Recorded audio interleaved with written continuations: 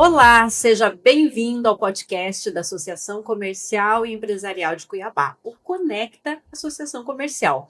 E nós estamos dando encaminhamento aqui aos nossos podcasts, depois de uma série incrível que fizemos aí sobre reforma tributária. Hoje a gente vai falar de um outro assunto muito importante e que atinge os empresários diretamente, que é um assunto novo também, que é a NR1. É um assunto aí que a gente vai discutir aqui sobre os riscos psicossociais e segurança do trabalho.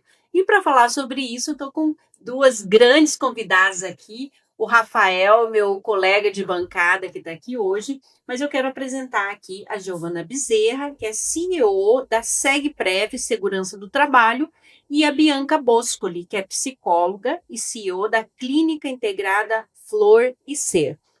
E o Rafael, como eu falei, meu companheiro que está aqui para a gente discutir, Rafael. Hoje vamos falar sobre NR1. NR1, obrigado pelo espaço, obrigado pela participação de vocês aqui também. É um prazer aqui poder contribuir da maneira que for possível sobre esse tema tão importante, NR1, que vai impactar muitos empresários. Eu agradeço por esse espaço também, e que bom que a gente vai falar de saúde mental agora, né, dentro das empresas, das organizações, e inclusive saúde mental para os gestores também, né? Então vai ser uma conversa muito boa. Com certeza, eu quero dar boas-vindas para vocês, né? A Bianca, a Giovana. Eu agradeço também por estar aqui hoje, por estar participando, né, desse podcast que é tão importante da NR1, que é voltado à saúde e segurança do trabalho. E eu quero perguntar justamente sobre isso, Giovana, porque teve, né, tanta gente falando sobre NR1, né? Eu quero que você explique para nós de maneira clara, né, que os empresários entendam, que nossos ouvintes entendam o que é a NR1. Então, a NR1 ela é uma base de segurança do trabalho do Brasil, né? É uma norma que já existe hoje para a segurança do trabalho, que é o Programa de Gerenciamento de Riscos Ocupacionais, onde a gente faz todo um levantamento de risco químico, físico, biológico, ergonômico, e agora surgiu esse novo risco a ser inserido dentro do PGR.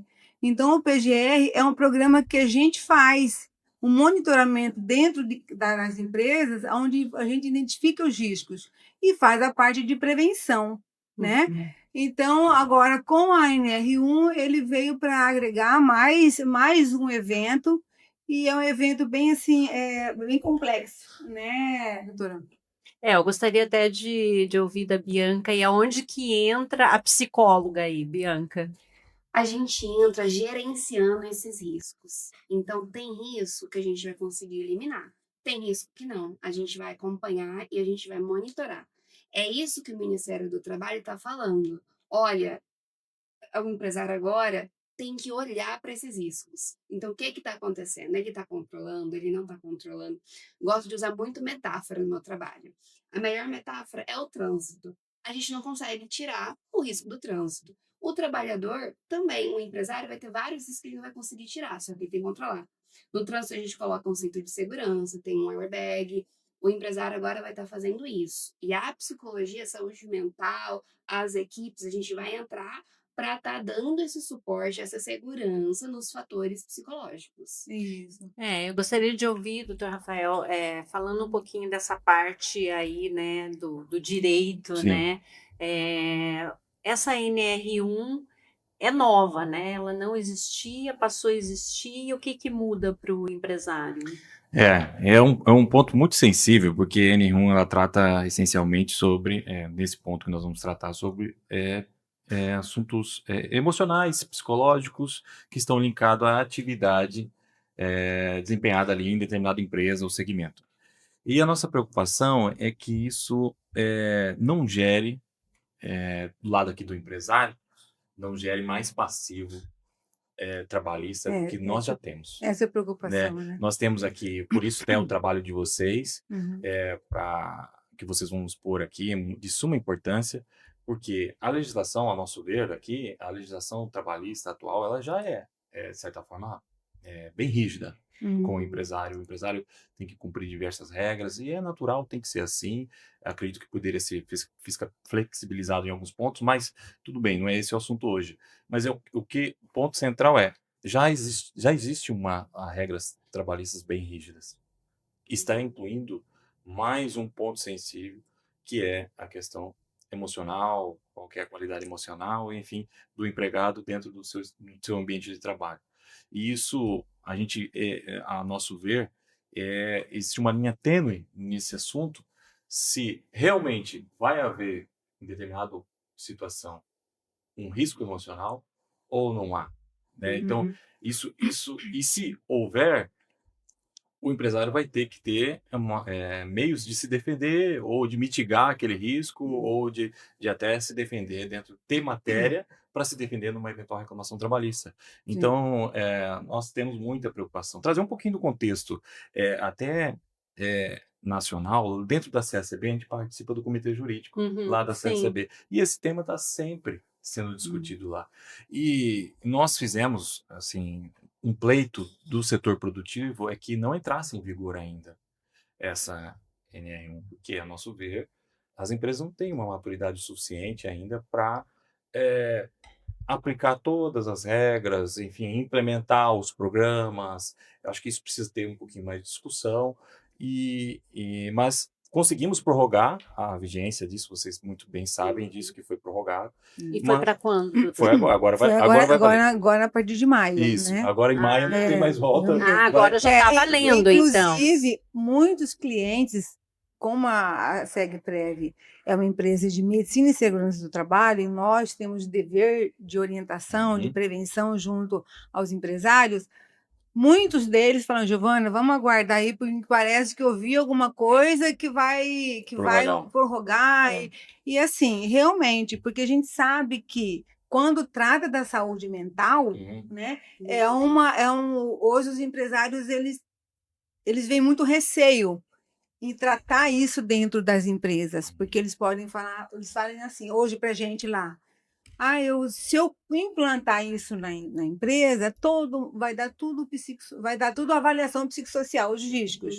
Mas, na realidade, assim, há todo um trabalho a ser feito, entrevistas a serem realizadas para realmente identificar o que é a saúde ocupacional, a saúde mental ocupacional, né? Então, isso realmente aconteceu, porque hoje, para a segurança do trabalho, aonde que nós trabalhamos a NR1? A segurança do trabalho, nós lá elaboramos todos os programas exigidos pelo Ministério do Trabalho, que é o PCMSO, que é um programa de controle médico de saúde ocupacional. Elaboramos o PGR, que é o Programa de Gerenciamento de Riscos, ele que determina tudo dentro da empresa, né? E o LTCAD, que é o laudo de abusador especial. Então, para se identificar o risco, nós precisamos fazer todo um levantamento para chegar ao ponto da psicóloga entrar e fazer todo um levantamento de relatórios de entrevista, identificação do risco, que riscos que foi detectado, qual que é o percentual, qual que é o grau, o que tem que ser feito para eliminar aquele risco. O plano de ação, qual que é o plano de ação a ser realizado para poder... Porque, assim, na nossa área como segurança do trabalho, é eliminar esse risco. Como todos os nossos programas voltados à segurança do trabalho, que são os programas, os laudos que a gente fala, né? Ele tem validade, geralmente todos eles, de 1 ano, então a tendência é que anual seja feito todo um levantamento para que, se o próximo ano, a gente consiga eliminar esse risco. Entendeu? Eu vou tentar responder algumas perguntas que os empresários devem estar tendo e não estão entendendo nada dessa NR1. Primeira coisa, houve essa prorrogação no ano passado, que era para a empresa do ano passado até agora, já está tendo essa maturação. Testando, vendo que dá certo, que não dá certo. Tá, mas antes, Bianca, eu quero só que você explique qual era a obrigatoriedade. Tá. vou chegar nesse ponto. E aí, muito empresário, como você mesmo trouxe, não estava com margem, não tinha tempo, não conseguiu fazer nada. O que tem que fazer agora? Qual que é essa obrigação? Primeira coisa, diagnosticar os riscos. Aí o empresário tá morrendo de medo. Vai dar tudo como você trouxe, vai dar tudo grave. O Ministério do Trabalho não importa se o risco tá grave. O que ele importa? Se você tá cuidando. Se você está fazendo. Se você tá cuidando e verificando isso. Então, a primeira coisa, o empresário não precisa ter medo do diagnóstico. Segunda coisa, o empresário tá olhando para a margem dele. A gente acabaram de fazer vários, a gente está fazendo a semana do imposto de renda na CC, está tendo vários movimentos. Como é que vai ficar isso? Agora tem mais uma norma. Tem duas opções na NR1. Realmente ela pode ser um passivo, em que você vai gastar para fazer o PGR, para fazer o programa, colocar isso no Ministério do Trabalho e deixar na gaveta. Você vai estar de acordo com a obrigação e aquilo vai ser só mais um cargo. Ou você pode aproveitar essa NR1 que você já vai ter que fazer, você já vai ter que mapear esses riscos e acompanhar para ser um investimento ali dentro. Que tipo de investimento? Cuidando dos colaboradores e do gestor. Eu gosto de falar que a NR1 também é para o gestor. Eu também sou empresária, eu gerencio a clínica, são vários profissionais, uma equipe multiprofissional para estar cuidando da saúde e do bem-estar dos colaboradores, dos meus clientes. A gente está cansado, a gente está sobrecarregado, é rotatividade, não acha profissional. E muitas empresas já investem em treinamento. Investem em treinamento, às vezes palestra. Esses investimentos que vocês já fazem pode estar no PGR. Às vezes você já faz e você nem sabe disso. A gente vai colocar no PGR. Ou você pode fazer agora, aproveitar, se você nunca fez, agora vai ter que fazer. Só que não vê isso como um passivo, mas como investimento, que é cuidar. Então, o que a gente vai cuidar? Que risco ali a gente vai entrar? Turnover, absentismo. Então, aquele funcionário que antes ele produzia, agora ele não está mais produzindo. E o que o empresário olha para aquilo? Eu vou deixar ele. Mesmo assim, eu não vou desligar, porque não está tendo mão de obra. Então, o empresário continua com aquele colaborador que às vezes não está produzindo, não está legal, entra gente nova, vê aquilo que não precisa produzir tanto, inconscientemente. Só que o empresário não tem o que fazer. A NR não consegue resolver isso. É pior sem ele, né? É pior sem ele. Então, a gente vai estar cuidando. O que a psicologia faz? Clima organizacional. O PGR, a NR precisa cuidar, tem que ter um diagnóstico organizacional? Não. Mas a gente já vai olhar o risco. No meu trabalho, por exemplo, a gente já adiciona as pesquisas de clima organizacional. Então, o que a gente vai estar cuidando? Saúde mental. É feedback, é comunicação, é meta. Eu vou ter que tirar a meta do meu funcionário? Não.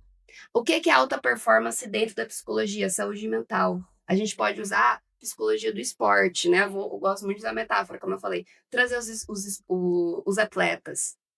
É muita meta. É um plano detalhado de meta que o psicólogo ali do lado fica acompanhando e dando. Metas saudáveis vêm individuais em cada limite. Então, uma meta para um financeiro é uma coisa. Uma meta para o setor de vendas é outra. O setor de vendas tem riscos graves. E que a gente não vai entrar e vai tirar o risco. Esse risco vai continuar sendo grave. Mas a gente vai estar mitigando esse risco. Então, é isso que o empresário tem que entender, que ele pode usar isso como um investimento para melhorar aquela dor de cabeça que ele já está cansado. Pois é, Bianca, mas eu te pergunto, e aquele pequeno empresário, aquela microempresa que tem poucos funcionários, como que eles vão atuar? Então, hoje a gente é igual a exigência do E-Social quando surgiu. Antes de entrar o E-Social, eu vou só voltar um pouquinho atrás para poder entender hoje. Sim, para explicar. Isso. Antes de entrar o E-Social, a norma NR7, ele determinava acima do grau de risco de cada empresa e número de funcionário, não era necessário ter os programas, o PCMSO, o PGR, só acima de um grau de risco 2, 3 e acima de 50 funcionários, 40, que era exigido esses serviços. Com a vinda do E-Social, que também gerou o passivo de multa, ele mudou esse contexto. Ele, independente de grau de empresas, categorias de empresas, órgãos públicos, federais, entidade, Uhum. todos eles entraram nesse regime de que quem tem um funcionário, eles precisam ter todos os serviços de saúde e segurança do trabalho. A partir de um A funcionário. partir de O um CLT funcionário. Já é. outro. Então, com isso, e isso também ele foi passivo a multa. Agora, ele entrando a NR1 é a mesma situação, independente de que categoria de empresa, que grau que a empresa tem, eles são obrigados a terem essa implantação da NR1 dentro da empresa. No nosso segmento, que é a segurança do trabalho, é mais ou menos isso que a Bianca falou aí, que assim, é feita uma quantificação, uma identificação. A gente trabalha com a segurança do trabalho dessa forma. Então, é feito esse monitoramento de entrevistas para identificar o risco, que é quem vai identificar o risco é a psicóloga, né? O levantamento é feito para a gente, segurança do trabalho, entender que aquele cliente houve o risco e qual que é o grau de riscos que deu naquela empresa. Se deu o risco, nós vamos monitorar com um plano de ação que a psicóloga vai estar adotando, acompanhando. Quando a empresa já tem os métodos já aplicáveis, a gente coloca dentro do plano de ação e só implementa alguma coisa mais que precisa por causa do fator de risco. Quando a empresa, a gente faz todo esse levantamento junto com a psicóloga, o levantamento, as entrevistas, ela faz o levantamento, a identificação e vê que não deu o fator de risco, nós, segurança do trabalho, pegamos aquele relatório, que é conclusivo dela, dizendo que em todo o levantamento, todo o processo, ele não deu a existência do fator, nós vamos anexar esse relatório dentro do PGR. Porque se tiver alguma fiscalização, alguma coisa, o cliente já tem um respaldo judicial, né, que eles implementou a NR1 dentro da empresa. Entendi. Entendeu? E isso, falando do fator jurídico, pode dar uma grande complicação para a empresa, né? Se não implementar, vai dar. Se não implementar, de Sim. fato, vai dar.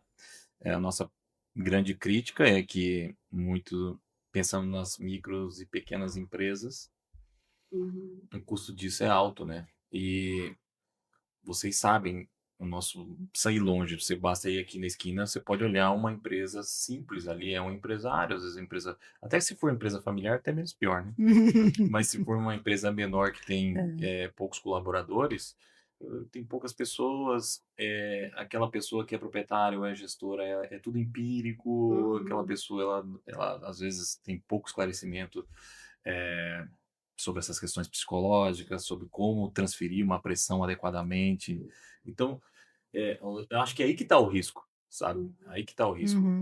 Como nossa base, principalmente aqui falando da associação, da federação, da CSAB, a nossa base é micro, pequenos e médios empresários, aí que dá o risco.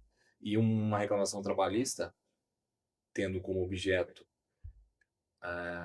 talvez, uma cobrança equivocada, um risco emocional do seu empregado, é um revés muito forte para o empresário, né? Então, diante do que ele já vem sofrendo, com base em tudo que ele tem que cumprir, né?